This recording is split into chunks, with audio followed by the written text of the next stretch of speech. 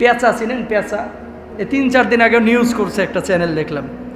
পেঁচা তার সারা জীবনে 25 লক্ষ টাকার সম্পদ রক্ষা করে মানুষের। করে চাইছে সুবহানাল্লাহ কোন। বিজ্ঞানীরা গবেষণা করে দেখছে কয় লক্ষ টাকার? 25 লক্ষ টাকার সম্পদ রক্ষা করে একটা পেঁচা। বলবেন হুজুর কিভাবে? আমি বাকি তথ্যগুলো পরে দিচ্ছি। যেমন শুধু পেঁচা নিয়ে তথ্য দেব না, আরও যে অন্য পশু পাখি আছে, যেমন বলতা যেটাকে বলেন, মৌমাছি, কেঁচিয়া আছে না, কেঁচো যেটাকে বলা হয়, এই কেঁচো, সাপ, এগুলো আল্লাহ বানাইছে কেন?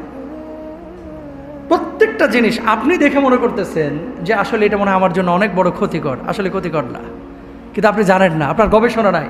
এই জন্য আল্লাহ তাআলা বলছে আল্লাহ সৃষ্টি নিয়ে গবেষণা করো, আল্লাহরে চিনতে পারবা। সুবহানাল্লাহ কোন।